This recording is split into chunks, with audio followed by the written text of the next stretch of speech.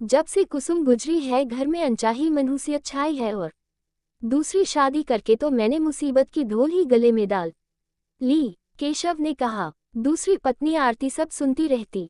माँ शांति सास कुछ कहने की हिम्मत ही नहीं जुटा पाती। पोस्ट ऑफिस में बाबू की नौकरी में कार्यरत है केशव। तीखे नाक नक्श वाली आरती शिक्षित होते हुए भी गरीबी के ग्रहण से ग्रसित थी।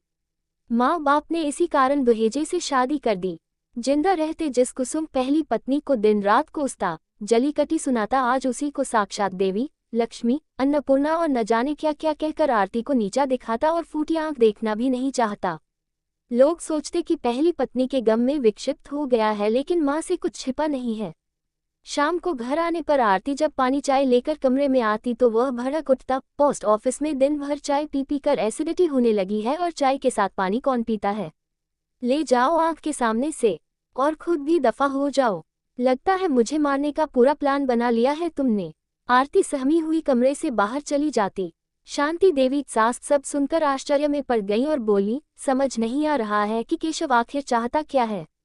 जब कुसुम पहली पत्नी थी तो उसके साथ इतना रूखा व्यवहार जैसे बबूल का कांटा उगा हो जीभ पर, और उसके मरते ही उसे महिमा मंडन करने लगा है। क्या करूं समझ नहीं आ रहा है। आरती सब सुनकर भी न तो दुखी हुई और न ही चिंताग्रस्त, क्योंकि शादी के समय ही माता पिता ने किसी भी तरह निर्वाह करने की राय दी थी। अब आरती धीरे धीरे हताश, निराश और अपने आप में खोई खोई रहने लगी। केशव ने कभी नहीं पूछा कि वह कैसी है, किस हाल में है। अपनेपन से दो मीठे बोल बोलने को वह प्यार की फिजूल खर्ची समझता। आरती बिना खाए पिए कमरे में पड़ी रहती। अब उसने केशव को चाय पानी देना बंद कर दिया और वह भी माँ से शांति खाना पीना मांगने लगा। उसकी केशव हृदयहीनता हद के पार हो गई। आज रविवार है, छुट्टी का दिन। अब क्या पूछना। सोने पर सुहागा। कलह क्लेश की धुंधकारी लंका में तीखे शब्दों का बाण चलाने लगा। अरे क्या कहें, इतवार न आता तो अच्छा था। कुसुम थी तो रविवार त्योहार बन जाता था, और वही अब घर में साए साए करता सन्नाटा। सबकी मनहूस शक्ल देखो, जैसे किसी महामारी ने डस लिया हो। वाहरी किस्मत, केशव बोला। अब शांति देवी माँ चुप न रह सकी और बोल पड़ी, अब बस कर कमीने, कितना तिरस्कार करेगा औरतों की।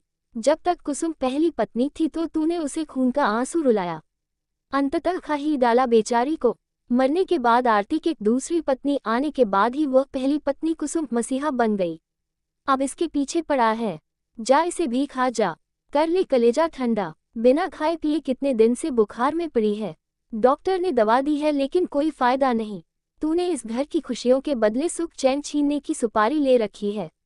कर दे सबका जीना हराम। इतना सुनकर केशव का होश उड़ गया। उसने आरती के पास जाकर माथे पर हाथ रखा तो बुरी तरह जल रहा था। जाड़ा देकर बुखार आया था। डॉक्टर ने देखा, फिर कहा, देखिए दवा तो पड़ रही है लेकिन ऐसा लगता है कि जैसे इनके अंदर जीने की इच्छा ही ना हो। कोई बात इनके दिल को चुभ गई है जो आप देखें। अब केशव को काटो तो खून नहीं। आरती का काला चेहरा उसको अंदर तक झकझोर गया। शक्तिहीन आरती अर्थहीन जीवन से थक सी गई है।